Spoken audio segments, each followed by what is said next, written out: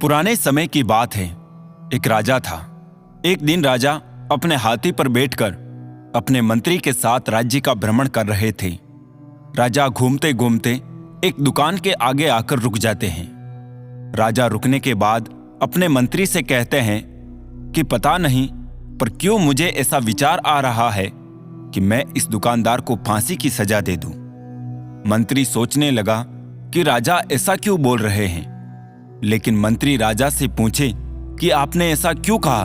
उससे पहले ही वो थोड़ा आगे बढ़ चुके थे।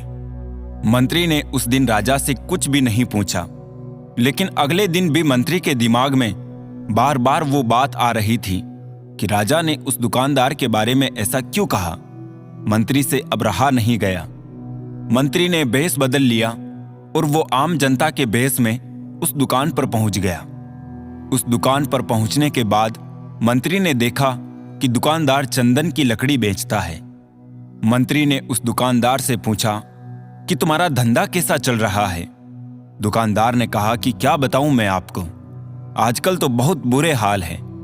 लोग आते हैं, चंदन को देखते हैं और चले जाते हैं, लेकिन कोई भी खरीदता नहीं है। मैं तो सिर्फ इस इंतजार में बैठा हूं कि कब हमारे राज्य के राजा की मृत्यु हो। मंत्री ने पूछा कि तुम क्यों राजा की मृत्यु का इंतजार कर रहे हो। दुकानदार ने कहा कि राजा की जब मृत्यु होगी तब उनके अंतिम संस्कार में चंदन की लकड़ी का इस्तेमाल होगा और इससे मेरा अच्छा धंधा भी होगा। मंत्री को अब सब समझ में आ चुका था। मंत्री ने सोचा कि ये दुकानदार के विचार ही नकारात्मक हैं और इसीलिए ही राजा ने जब इस रास्ते से गुजर रहे थे तब उनके दिमाग में भी नकारात्मक विचार आए। मंत्री का स्वभाव काफी अच्छा था और बुद्धिमान भी था। उसने तुरंत दुकानदार से कहा कि मैं आपके दुकान से चंदन की लकड़ी खरीदना चाहता हूं। दुकानदार मंत्री की बात सुनकर खुश हो गया कि चलो कोई तो ग्राहक मिल गया। दुकानदार ने मुस्कुराते हुए चंदन की लकड़ी को कागज में लपेट लिया और मंत्री को दे दिया। मंत्री अब ये चंदन की लकड़ी को लेकर राजा के पास पहुंचे और उसने राजा को बताया कि वो जो दुकानदार है ना, उसने आपके लिए तोहफा भेजा है। राजा चंदन की लकड़ी देखकर बहुत खुश हो जाते हैं। वो सोचने लगते हैं कि मैं तो फालतू में ही उसे फांसी की सजा देने की सोच रहा था, उसने तो मेरे लिए तोहफा भेजा है। राजा ने तुरंत मंत्री को बुलाकर उस दुकानदार के लिए सोने के सिक्के भिजवाए।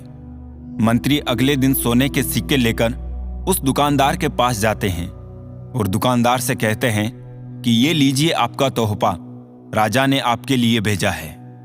वो दुकानदार तोहफा देखने के बाद बहुत खुश हो जाता है और मंत्री को बोलता है कि मैं तो फालतू में ही ऐसा सोच रहा था कि राजा को दुनिया से चले जाना चाहिए।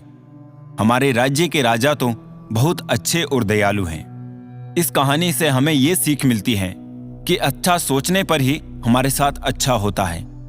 हम वही पा सकते हैं जो हम दूसरों को दे सकते हैं। जैसे हमारे विचार होंगे वैसे ही हमारे कर्म भी होंगे।